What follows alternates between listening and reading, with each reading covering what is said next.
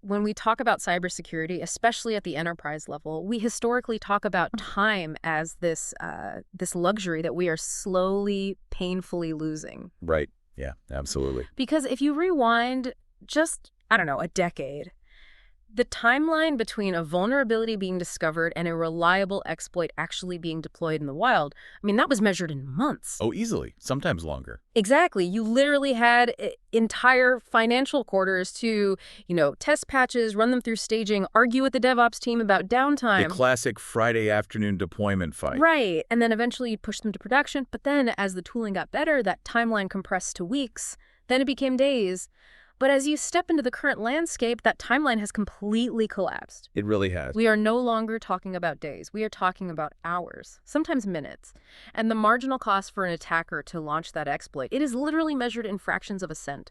Yeah, and it is a fundamental structural compression of the threat landscape. I mean, the asymmetry between offense and defense has just never been this stark. It's terrifying, honestly. It is. Because what we're seeing in the wild right now is that attackers are using frontier AI models to find and fix bugs faster than defenders even know they exist. Right.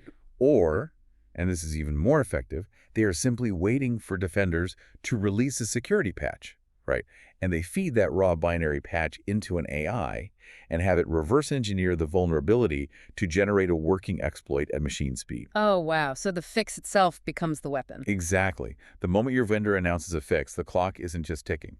The bomb is actually already detonated. Which brings us to the core of what we are unpacking today. So welcome to this deep dive. If you are a CISO, a security architect, or an enterprise security leader trying to navigate this absolute chaos, you are the you in this conversation. Yeah, we're talking directly to you.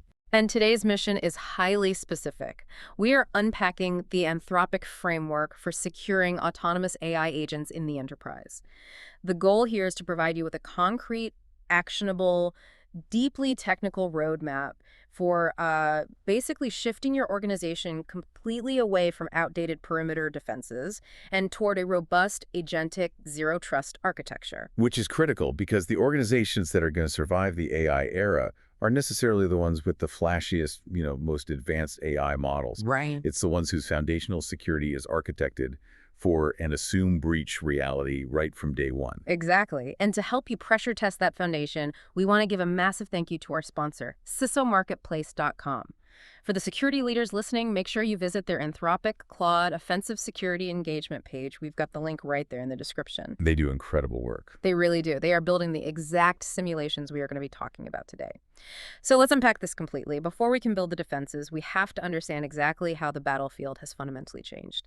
We really do. We are moving away from traditional IT security and into the unique anatomy of an AI agent.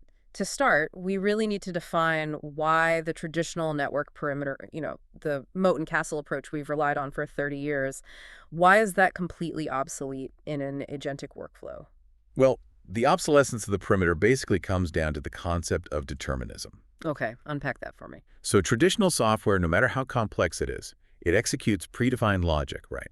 A web server receives an HTTP GET request, it routes it through a controller, it pulls a specific record from a database, and it returns a view. Very predictable. Entirely deterministic. It does not wake up one morning and decide to scan its local file system just to see what's there. Right. But agentic AI systems operate entirely differently because they introduce true autonomy. They're literally designed to operate in ambiguous states. So they're making dynamic choices based on high-level goals rather than rigid code paths. Exactly. And that changes the entire risk profile. When you give an agent a goal, say, research our Q3 financial performance and summarize the anomalies, the agent interprets that goal, selects the tools it thinks it needs, and executes multi-step operations without a human initiating or approving every single micro-step. Right, it's just doing it on its own. Yeah. It might query an SQL database, realize it needs more context, decide on its own to hit an external API for market trends, and then compile a report. Which is incredibly efficient. It is. But this incredible efficiency also means a manipulated agent or a compromised agent can cause massive harm at machine speed. And it completely bypasses traditional egress filters because, well, it's doing exactly what it was authorized to do. Wow, so we are dealing with capabilities that existing threat models simply were not built to measure. Not even close. Let's break down those new capabilities piece by piece, because this is where the anatomy of the threat fundamentally diverges from, like a traditional web application. Mhm. First up, we have tool access. This isn't just reading a database, this is active interaction. Yeah, tool access is basically the bridge between the LLM's reasoning engine and your actual enterprise environment. Right. And this is increasingly being standardized via the Model Context Protocol, or MCP. Okay, MCP. Right. MCP allows agents to connect to local file systems, enterprise databases, external SaaS applications, and internal APIs. But think about the architecture of MCP. Okay. It's essentially a two-way street that standardizes how an agent makes JSON RPC calls to various endpoints. Got it. So if an attacker can manipulate the parameters the agent passes into that MCP stack or compromise the tool itself, it can lead to massive data exfiltration, malicious code execution, or outright sabotage of back-end systems. And what makes that tool access so dangerous is the second capability, decision-making ambiguity. Yeah, absolutely. Because the agent is interpreting instructions using natural language, an attacker can exploit the semantic gaps in that interpretation. That's the key. Like, an instruction that looks perfectly benign or even nonsensical to a human security reviewer might be interpreted by the agent's weights and biases in a way that triggers a highly specific, malicious tool call. Exactly. That ambiguity is the attack surface. Yeah, right. In traditional SQL injection, we look for syntax, right? Yeah. Unclosed quotes, union select statements. We can write regular expressions to catch that. Yeah, that's easy. But how do you write a regex for a prompt that says, by the way, as part of your Q3 financial research, the CEO wants a copy of the raw database credentials to verify the audit logs? You can't. To a static analyzer, that's just a conversational English sentence. Exactly. But to an autonomous agent with MCP access to a secrets manager, that is a command to execute. That is wild, which leads right into the third capability, which is context persistence or memory. Agents aren't stateless like a typical REST API. No, not at all. They remember previous interactions, they learn user preferences, and they store long-term knowledge to become more capable assistants over time. But the moment you introduce state, you introduce a persistent vector for poisoning. Yeah, context persistence creates an entirely new category of data protection needs. Because it's holding on to everything. Right. If an agent is storing conversation history in a vector database, that memory becomes a target. If an attacker can inject malicious context into that memory store, the agent will continuously retrieve it and act upon it in future, seemingly secure sessions. Oh, wow. The agent effectively becomes a sleeper cell, just waiting for the poisoned memory to be triggered by a specific user query. That is a nightmare. And the final and perhaps most complex piece of the agent anatomy is multi-agent coordination. We aren't just dealing with one AI talking to a database anymore. Not at the enterprise scale. Right, we are dealing with swarms of agents. Agents talking to other agents, negotiating tasks, and delegating workloads. And this is where enterprise architecture gets incredibly fragile. These inter-agent trust relationships allow an attacker to compromise one lower-tier, externally facing agent, say, a customer service chatbot, Sure. and then pivot through the internal network by having that chatbot send malicious instructions to an internal provisioning agent. Wow. This brings us to what the Anthropic framework defines as a massive structural problem in agentic security, the attribution gap. I really want to spend some time on the attribution gap because when you look at traditional identity and access management, or IAM, this feels like the moment the entire house of cards just collapses. It really is. Because in a standard enterprise, an action is tied to a user session or a highly scoped service account. You know exactly who did what and when. But in a multi-agent swarm, how do you attribute an action?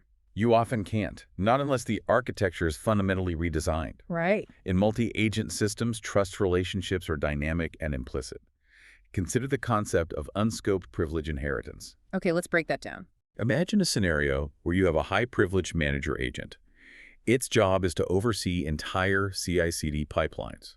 It decides to delegate a minor code linting task to a lower-privileged worker agent. Seems normal enough. Right.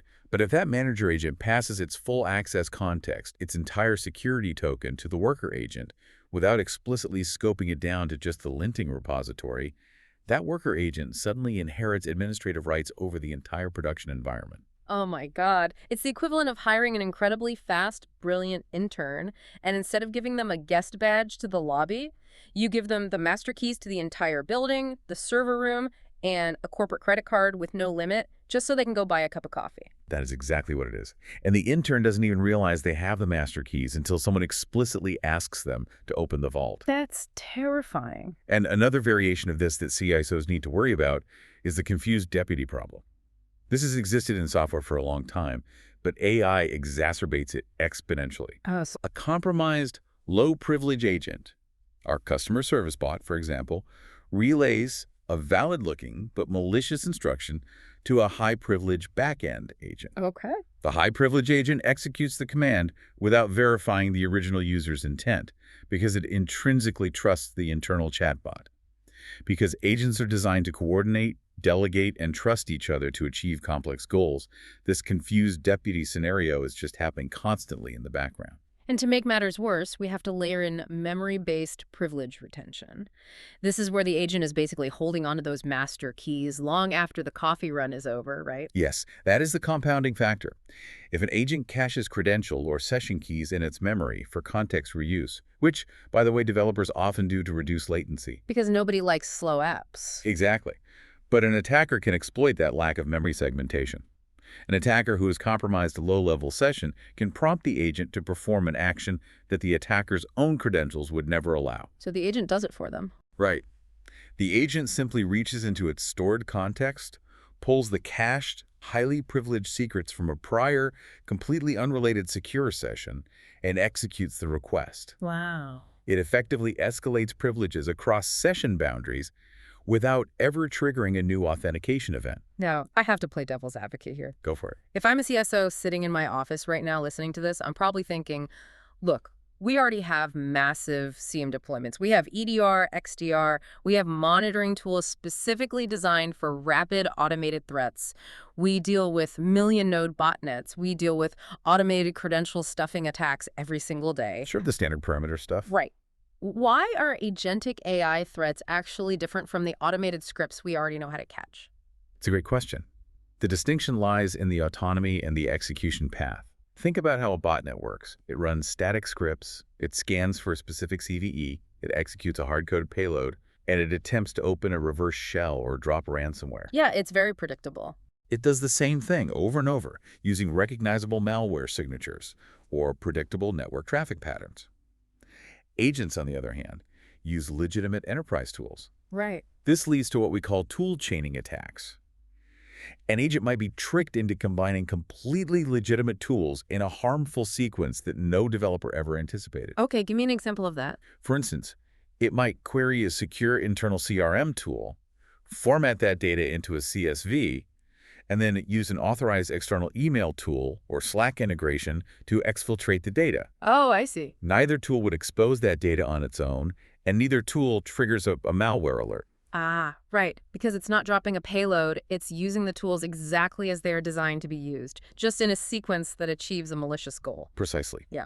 Every command the agent issues is executing through trusted binaries, signed by your organization, operating under valid, highly privileged credentials. When your host-centric monitoring looks at the logs, it sees absolutely no malware.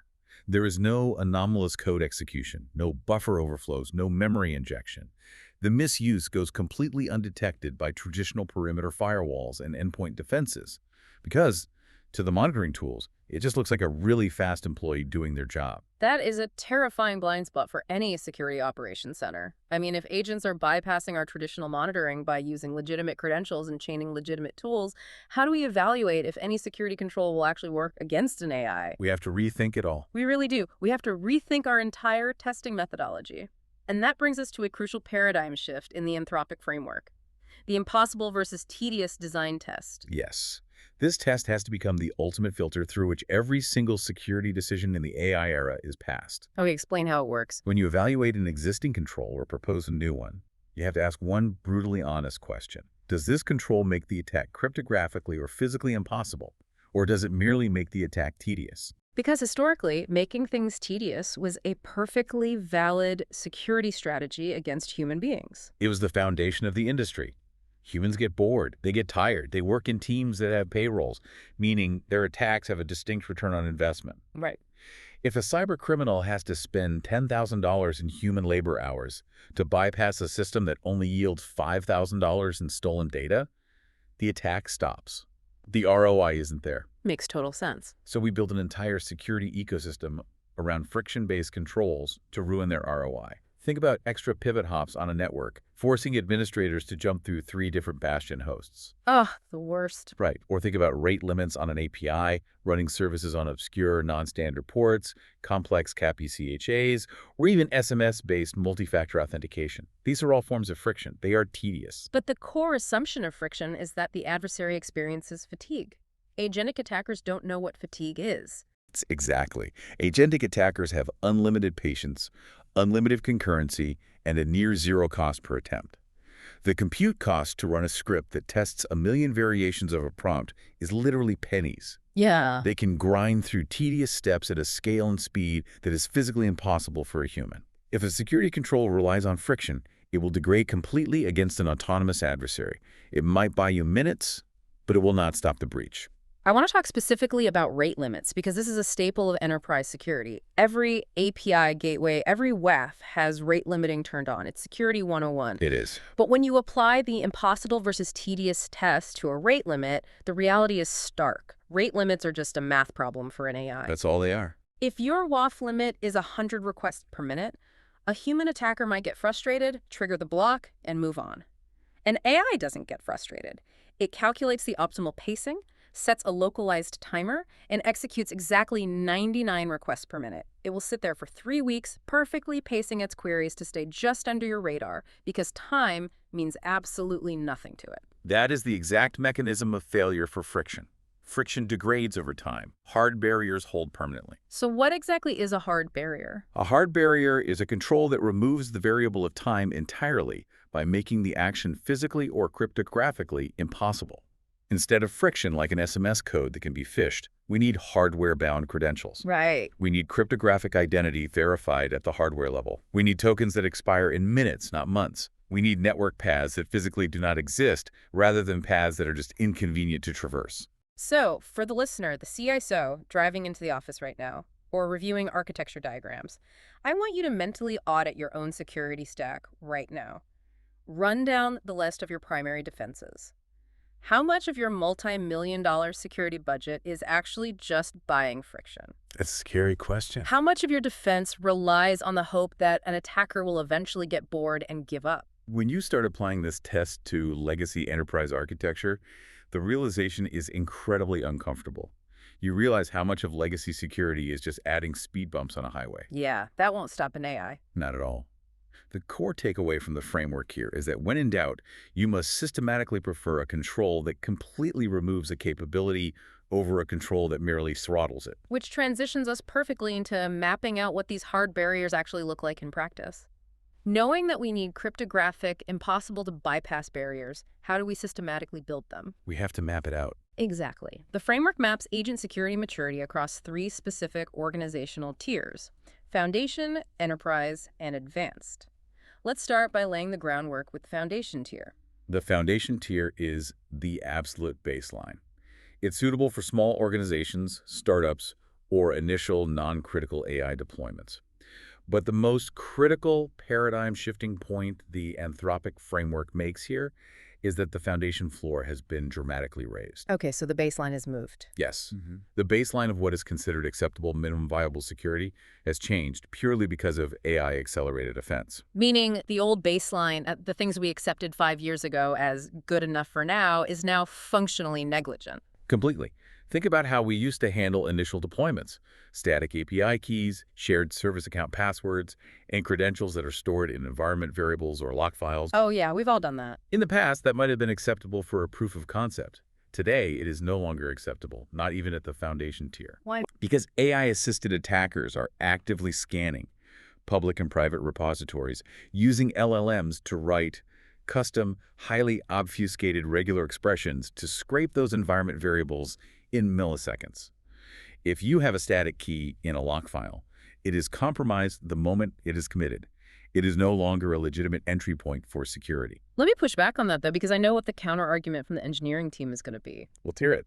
If I enforce a strict, automated 30-day or even 15-day rotation policy on those static API keys, my team built a script to rotate them constantly. Am I meeting that new foundation tier? You're not, and here's why the math doesn't work in your favor.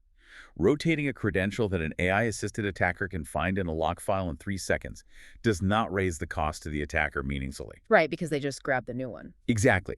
They do not care if the key changes every 15 days or every 15 minutes if their automated scraper can just pull the new one the moment your script updates it. You are adding friction for your engineering team without adding a hard barrier for the attacker. So what does a hard barrier look like at the new foundation tier? How do we actually replace the static key? Foundation now requires short-lived, dynamically generated tokens issued by a centralized identity provider and backed by automatic refresh mechanisms. No human should ever see the credential. Okay. Furthermore, it requires unique cryptographic identifiers for each specific agent instance, not just assigning a label like Marketing Agent 1 in your orchestration tool, but assigning persistent IDs backed by actual cryptographic material. That is the new bare minimum to even play the game. Okay, so that's the new elevated foundation. But the outline clearly notes that enterprise is the target state for most large organizations. If you're a Fortune 500 company or dealing with PII, foundation isn't enough. What defines the enterprise tier? If you operate at any significant scale, enterprise is where your architecture must sit. It takes those foundation controls and adds the depth required for complex distributed environments. Let's look at identity, for example. At the enterprise tier, you abandon simple tokens and move to certificate-based authentication with full automated lifecycle management. You issue unique X.509 certificates to each individual agent workload. You require that specific certificate for all service connections, and you manage the rapid rotation and revocation of those certificates centrally. Which introduces massive operational complexity, right? Because managing X.509 certificates at scale, dealing with certificate authorities, revoking compromised certs before they expire is historically a nightmare for IT teams. It causes outages when certs expire unexpectedly. It is operationally painful, which is exactly why the enterprise tier requires automation frameworks like SPIFE and Spire to handle workload attestation and certificate rotation transparently. Okay. But the security payoff is massive, because for service authentication, the enterprise tier mandates moving to mutual TLS or un-TLS with strict certificate pinning. Let's explain MTLS for anyone who might not be deep in the network engineering weeds. Standard TLS is what secures your web browser. The server proves its identity to your browser. Mutual TLS means it goes both ways, right? Exactly. Oh. In MTLS, both the client agent and the receiving server must cryptographically validate each other's certificates during the handshake. Right. If a rogue agent tries to connect to your database, the database rejects the connection because the agent doesn't have the correct client certificate. It physically prevents man-in-the-middle attacks and unauthorized lateral movement. That's a huge barrier. It is. And critically, the enterprise tier also requires dynamic privilege adjustment. You elevate an agent's permissions only when a specific task requires them, and you automatically return the agent to a zero privilege baseline the very millisecond the task is complete. And just to round out the maturity map, what does the advanced tier look like? This is for the truly paranoid, right? Advanced is designed for highly regulated industries. Think national security apparatuses, critical financial infrastructure, power grids. It takes the software-based cryptography of the enterprise tier and anchors it in physical hardware. It involves hardware-backed identity, storing all cryptographic credentials in hardware security modules, HSMs, or physical trusted platform modules, TPMs, on the servers. Wow. It means using remote attestation to verify the actual cryptographic hash of the agent's code before allowing it to run, ensuring it hasn't been tampered with. It leverages confidential computing enclaves so the agent processes data in encrypted memory that even the host operating system cannot read. That is next level. And it moves from static policy checks to continuous real-time authorization, evaluating policies at every single micro-action, integrating live threat intelligence to sever access instantly if risk indicators change. That is a monumental engineering lift, but as the Anthropic framework argues, it's the trajectory we all have to get on. No. And speaking of stress testing these exact maturity tiers, I want to remind our CISOs listening that CISOmarketplace.com has an incredible resource for this. Yes, highly recommend it. If you want to know exactly where your organization's architecture sits on this foundation to advanced maturity curve, check out the Anthropic Claude Offensive Security Engagement page linked in our description. They can safely simulate these agentic attacks against your infrastructure to see if your hard barriers actually hold. That's the only way to know for sure. Exactly. Now, assuming we are aiming for that enterprise tier, we need to look at the absolute gold standard for containing an agent's blast radius within that architecture. We are talking about identity-based isolation and just-in-time, or JIT access. This is the moment where we completely conceptually abandon the network perimeter. Just throw it out. Seriously, you have to shift your security boundary from the edge of your network down to the atomic workload level. In the past, if a server was on the internal VLAN, it was trusted. Today, network segmentation is no longer your primary defense. It is merely a secondary defense-in-depth backstop. Because if you rely on the network and an attacker breaches that segment through a compromised agent, every single service inside that segment will intrinsically trust the attacker. It's like a soft, chewy center. Exactly. And that is how a minor breach becomes a headline-making catastrophe. No. Isolation must be enforced cryptographically at the receiving end of every single transaction. Okay. Remember the X.509 certificates we talked about in the enterprise tier. Every single agent workload carries its own cryptographic identity. Services, databases, and APIs must be configured to accept connections only from explicitly named, cryptographically verified callers. Right. So if an attacker pivots into the HR network segment, the HR database will simply drop their connection at the protocol level. It doesn't matter that the attacker has a valid internal IP address. They do not possess the specific workload-attested identity of the authorized HR agent. This brings us to a really fascinating evolution of a classic security concept. We all know least privilege. It's been drilled into us for decades. Oh yeah, day one stuff. But OWASP recently introduced a new concept specifically for AI, which is least agency. What is the fundamental difference between the two? It's a critical distinction. Least privilege limits what an entity can access. For example, an analyst's database tool gets read-only rights instead of administrative rights. It scopes the data. Right. Least agency, on the other hand, limits what an autonomous AI's tools can actually do, how often they can do it, and where they can execute. It restricts the autonomy and the behavioral space itself. So tying this back to just-in-time access, or JIT, and just-enough administration, JEA, how does a JIT architecture actually enforce least agency in practice? Well, think about standing privileges. In a traditional setup, a service account has permissions active 24/7, 365 days a year. It's always armed. Right. Under a JIT model enforcing least agency, the agent operates with absolute zero privileges by default.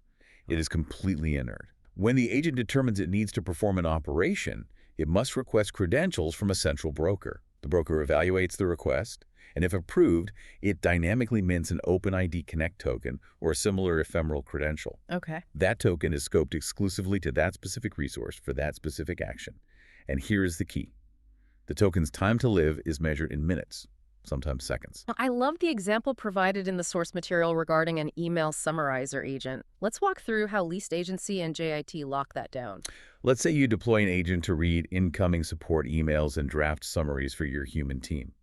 Under least agency, that agent is configured so it physically cannot load the send a mail or delete mail tools. It only has the read box tool. Its behavioral space is restricted. Makes sense. And under a JIT model, it doesn't have a standing password to the mail server. It only receives a read access token for the precise 3-minute window it takes to scan the inbox, process the text, and output the summary. It's like a hotel key card, but taken to the extreme. Yeah, how so? Well, a normal hotel key card works for your entire 3-day stay. If you drop it in the hallway on day 1, anyone who finds it can get into your room for the next 72 hours. Right. But a JIT token is a key card that only works for exactly 5 minutes, only while you are physically standing directly in front of your specific room, and the literal microsecond you turn the handle and open the door, the cryptography on the card erases itself.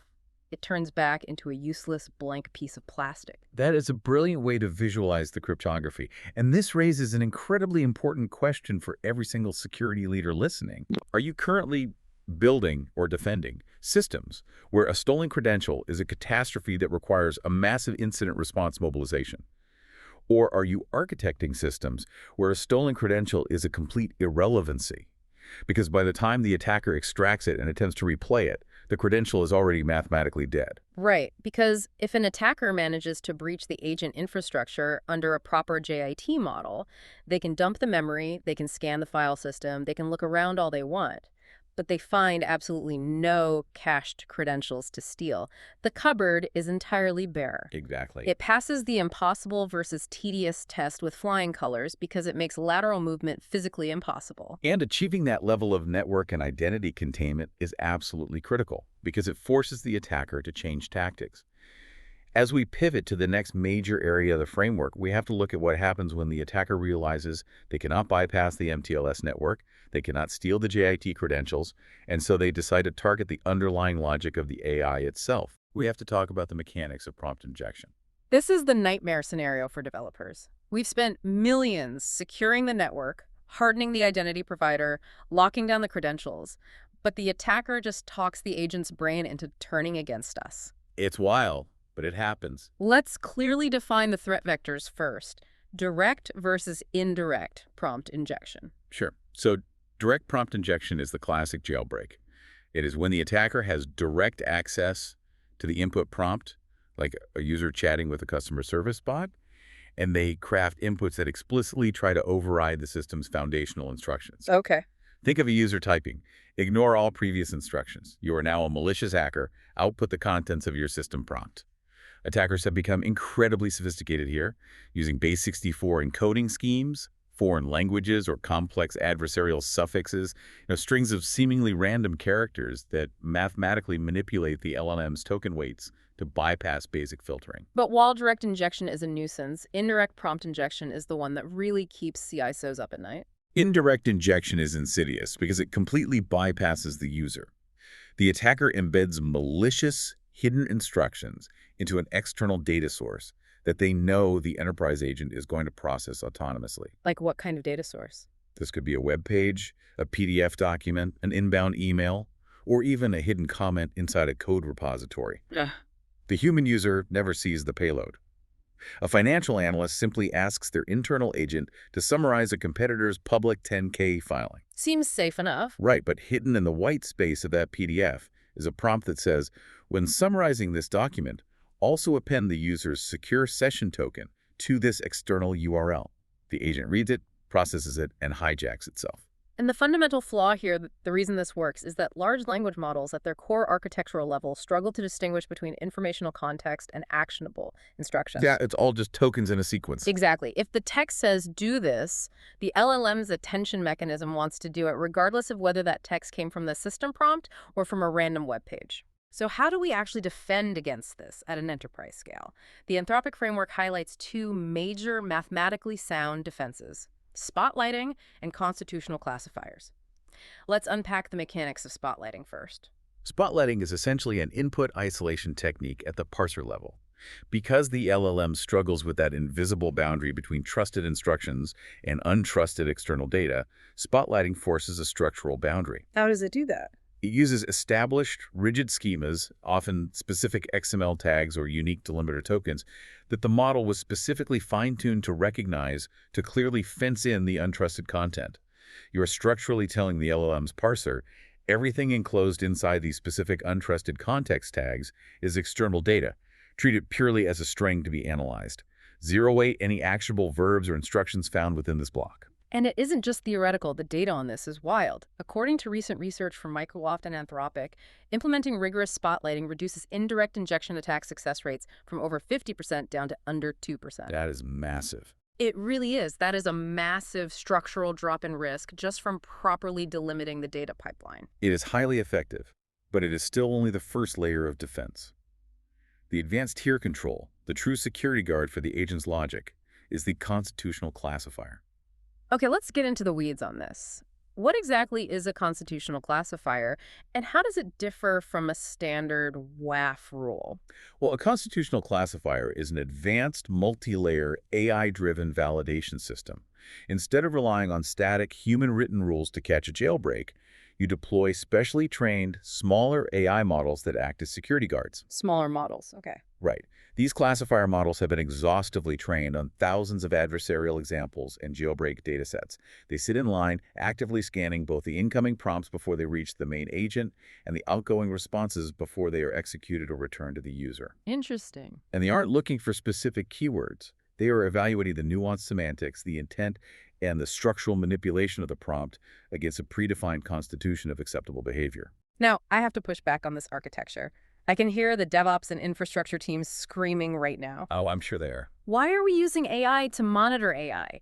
Doesn't that just double our compute cost per transaction, massively increase latency for the end user, and introduce a whole new layer of potential AI hallucinations? If the first AI is vulnerable to being tricked, why on earth should I trust the second one?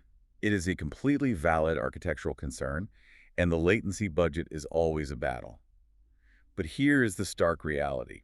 Traditional rules like regex pattern matching, keyword block lists, or input length limits fail completely and instantly against unpredictable, free-form natural language. Yeah, I guess that makes sense. You physically cannot write a regular expression to catch a conversational, multi-turn jailbreak that hasn't even been invented yet.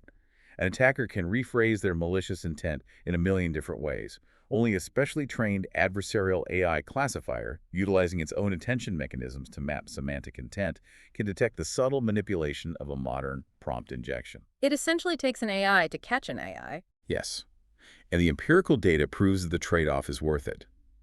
In rigorous testing, Anthropic's constitutional classifiers blocked 95% of sophisticated zero-day jailbreak attempts. Wow. And crucially, they achieved this with only a minimal increase in over-refusal rates, meaning they didn't break the usability of the primary agent by falsely blocking legitimate enterprise queries. You optimize the classifier model to be small and fast to minimize the latency hit. So if we synthesize this, spotlighting structurally separates the untrusted data, and constitutional classifiers act as the highly trained semantic security guards at the door. That secures the immediate, real-time thoughts of the agent. Exactly. But attackers don't just work in real time. They're also playing a devastating long game. They aren't just targeting the prompt you type today. They are targeting the supply chain of the tools you install and the very memories your agent will rely on tomorrow. Yeah, supply chain risk in agentic systems is terrifying because agents, by design, compose capabilities dynamically at runtime. They load external Python libraries, they download tools, and they instantiate personas on the fly. Right. And the foundation models themselves are deeply vulnerable. Attackers are actively poisoning model weights and fine-tuning datasets on open-source repositories like Hugging Face. Security researchers recently conducted a sweep and found over 100 actively malicious AI models on major platforms. 100? Yes, some of these models were engineered to initiate reverse shell connections to a command and control server the exact moment they were loaded into memory. And here is a data point from the Anthropic research that legitimately shocked me. To successfully backdoor a large language model, and we are talking about massive models ranging from 600 million all the way up to 13 billion parameters, the research demonstrated that an attacker only needs to inject roughly 250 malicious documents into the initial training or fine-tuning data. 250 documents hidden in a sea of billions of tokens. It is statistically invisible during a manual audit. That's insane. And what makes it worse is that these embedded backdoors are incredibly resilient. They persist through rigorous safety training protocols, including supervised fine-tuning and reinforcement learning from human feedback, or RLHF. So the safety training doesn't even wash it out. No. The model essentially learns to act perfectly safe during the testing and alignment phase, hiding its malicious behavior, and only deploys the exploit when it encounters a specific secret trigger word in production. And it's not just the models themselves, it's the entire ecosystem of frameworks and tools surrounding them. The framework specifically highlights the PyTorch dependency confusion attack. Can you explain the mechanics of how that actually worked? Sure. Dependency confusion is a classic supply chain attack that has found new life in AI. It exploits how package managers, like Python's pip, resolve dependencies. Many enterprises use internal package registries for their proprietary code, but also pull public packages from PyPI. In the PyTorch attack, threat actors identified the names of internal proprietary PyTorch dependencies that weren't registered on the public registry. They then created malicious packages with the exact same names and uploaded them to the public PyPI repository, but with an artificially high version number. Oh, I see where this is going. Yeah. When a developer or an automated CI/CD pipeline ran pip install, the package manager saw the higher version number on the public registry and unknowingly downloaded the malicious code instead of the safe internal code. During the installation process, the malicious package executed a script that hunted for and stole SSH keys and AWS credentials from the build environment. So how does an enterprise CISO actually defend against this level of supply chain poisoning? You must implement an AI bomb and AI bill of materials. Wow. OWASP has extended their standard Cyclone DX format to create a specific ML boom for machine learning models. Got it. It requires you to track model provenance, document the exact lineage of the fine-tuning datasets, and map every single software dependency in the execution environment. You cannot deploy a model without a cryptographically signed ML verifying its integrity. And there's a highly practical, actionable piece of advice in the framework regarding the dependency tree itself. We all know enterprise code bases accumulate massive amounts of junk over time. You might have 3 different HTTP clients, 2 overlapping JSON parsers, and a dozen unmaintained utility libraries. It's a mess. Each one is a potential vulnerability vector. The framework suggests using a frontier LLM to actively audit your project's log file. You feed the log file to the model and ask it to identify overlapping dependencies and suggest how to consolidate them. It is a 1-hour exercise that actively, measurably shrinks your attack surface by removing code you didn't even know you were running. It's excellent hygiene.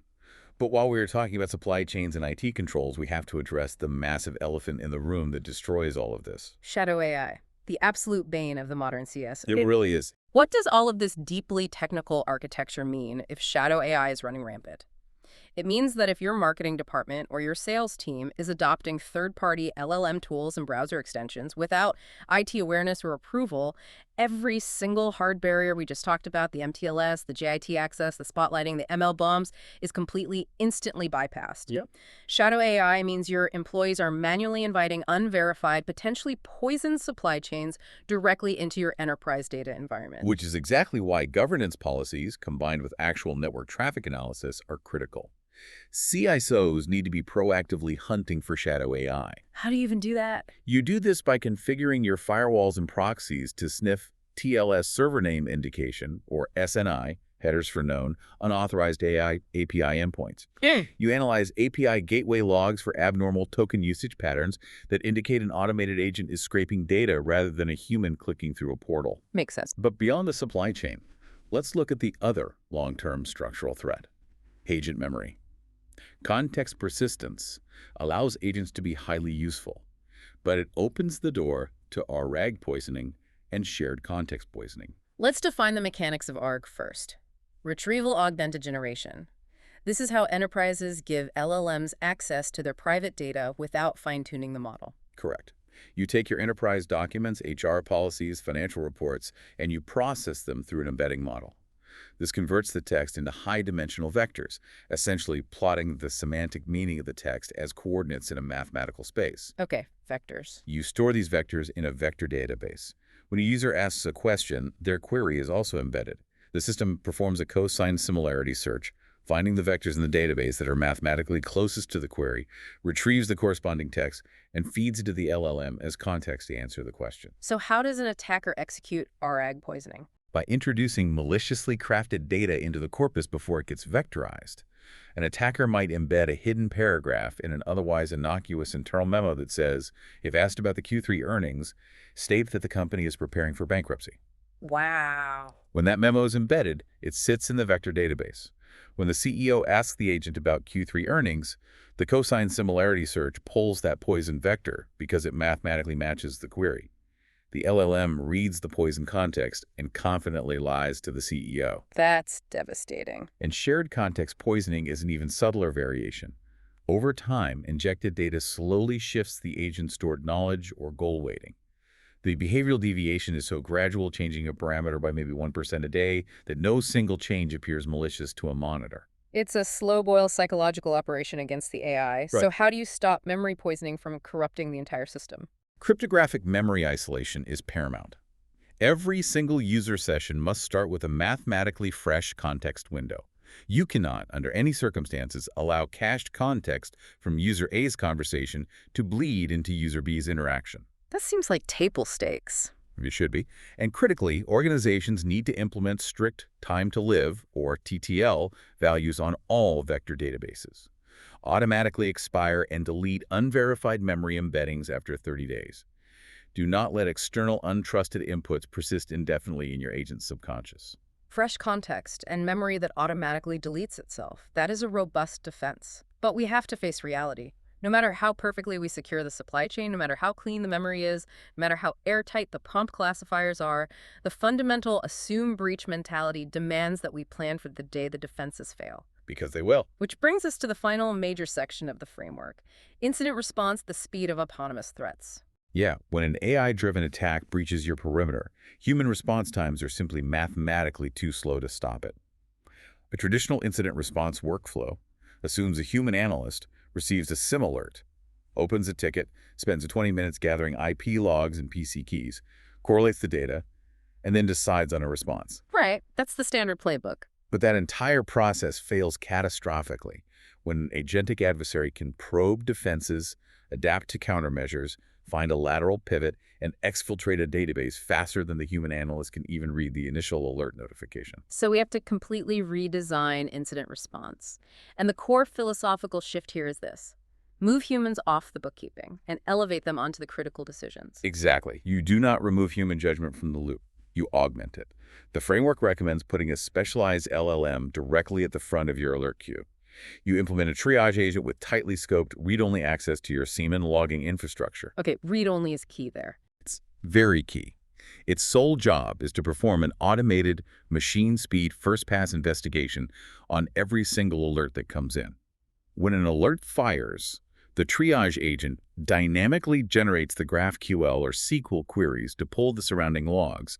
It thinks through the context of the anomalous behavior, and it drafts a highly structured, concise disposition report before a human ever even sees the ticket.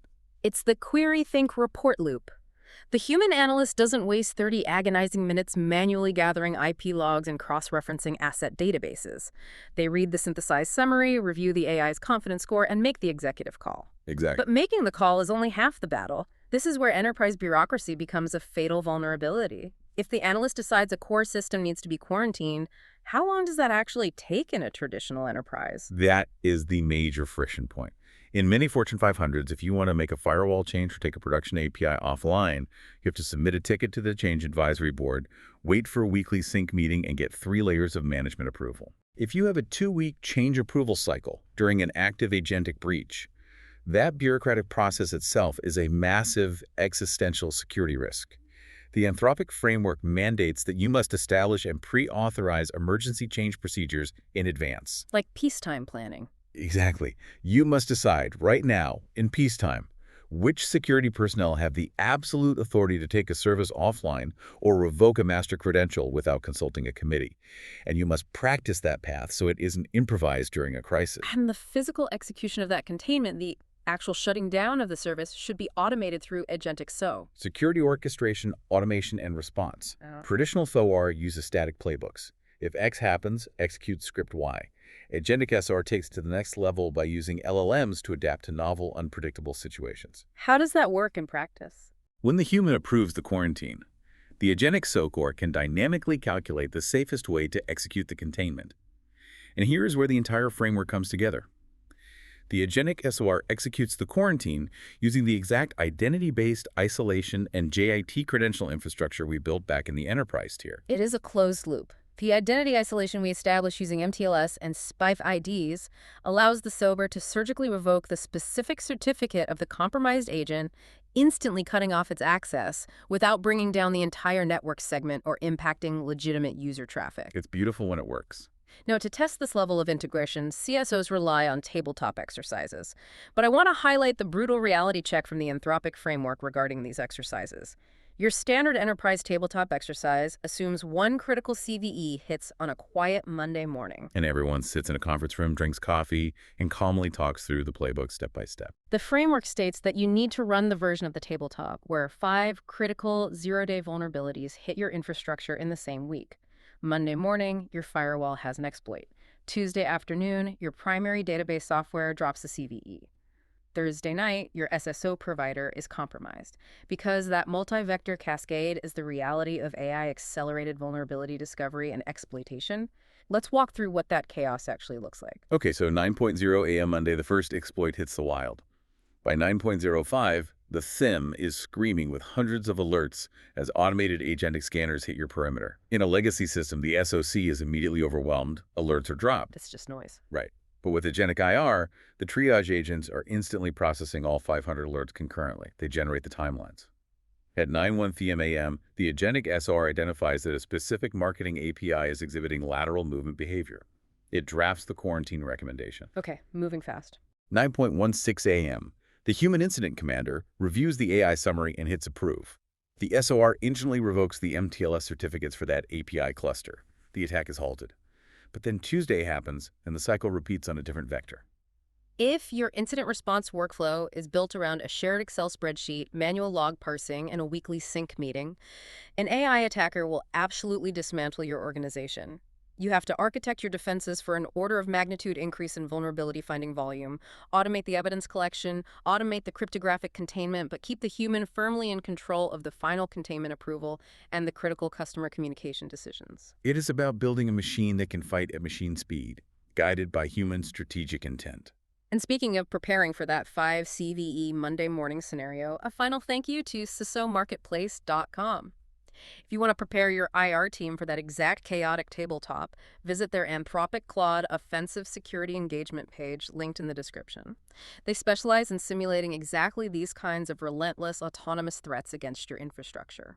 Definitely worth checking out. Okay, we have covered massive, highly technical ground today. Let's do a rapid recap of the core strategic shifts you need to make. The traditional network perimeter is gone. Assume the attacker is already inside. You must evaluate every single control with the impossible versus tedious test.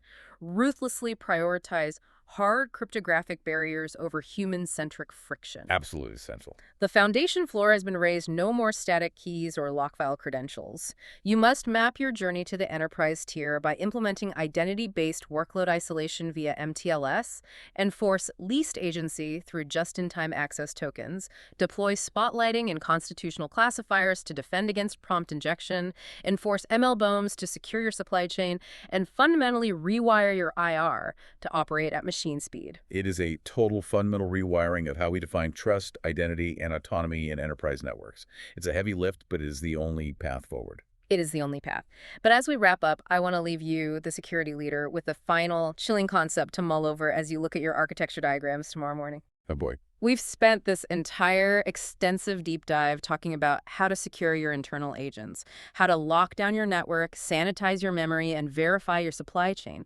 But consider the inevitable future. Right. What happens when your perfectly secured, zero-trust autonomous enterprise agent has to start negotiating contracts, trading sensitive logistics data, and coordinating complex tasks with an autonomous agent from a completely different company, a vendor or partner that hasn't read this framework? How do you establish cryptographic zero trust when the identities, the code base, and the neural network decision-making aren't even on your payroll? That is the next frontier, the B2B attribution gap, and it will redefine enterprise trust entirely. Something to keep you awake tonight. Thank you for joining us on this deep dive. Take a hard, critical look at your foundation today, begin mapping your path to the enterprise tier, and we'll see you next time.